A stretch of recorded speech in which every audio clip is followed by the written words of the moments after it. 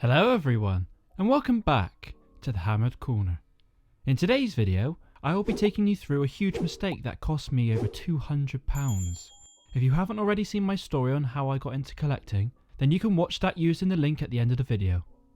So I think we can all remember back when we began our life as coin collectors, feeling like small fry in a big and confusing pond. I remember I was afraid of buying coins, fully aware of fakes, overpaying, and coins that had physical problems attributed to them, like creases or holes.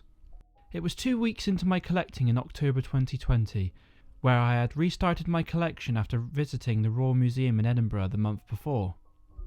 I had rejoined the Facebook groups and I had saw a coin for sale by JNM Coins, a page that sells incredibly good coins at very low prices.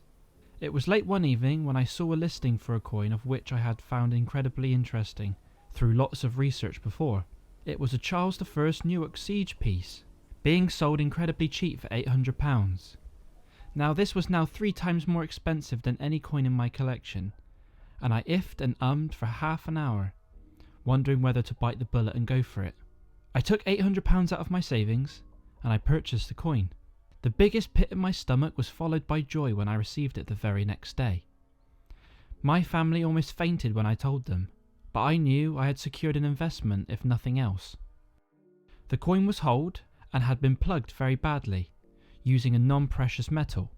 I was in awe, holding a siege coin that was minted in a time of great civil war, made from silver from the town of Newark, to pay soldiers within to hold the siege from the parliamentarians. But at that point all I could think about was getting the hole fixed. That way, I thought, I could increase the coin's value and restore it back to how it would have looked. But boy was I wrong. I sent it off to be repaired, of which was repaired to the highest standard. But the coin was now devalued and had lost all of its characteristics. I paid £140 to get the hole filled, and the repairer had sent me photographs which had given the coin a totally different colour and look to what it looked like in hand. And to be fair to him, it was the reason he didn't send progress photographs. I began to freak out. A small panic attack had unfolded, and I took to the Facebook groups for support. And after 2 days of turmoil and embarrassment on the group, new photographs were sent that made the coin look 1,000,000 times better. As the coin had to be heated up to be repaired, all the natural patina was removed and it was retoned afterwards. The coin was returned to me promptly and I was happy with how it was returned, but I would never get another silver coin repaired again. Although the coin was beautifully repaired, the feelings I had towards it were now sour, and I couldn't bear to look at it because of the feelings it brought back from the time I argued naively with the repairer at no fault of his own. He was the best in the business, and I was an inexperienced numismatist. I thought the coin would have come back looking exactly the same, but with the hole filled in, and that was of my own doing. So I ended up losing £150 on the coin and sold it to my good friend who had previously wanted it. I swapped the coin for an Edward III groat and quarter noble, and that chapter of my collecting was over, and I could move on as a more experienced and knowledgeable collector. So yes, it was a bit stressful, and in hindsight I would have never had it repaired, and it would have been in my collection even now. Hopefully one day I'll be able to get another one, and until then I'm happy where my collection is heading.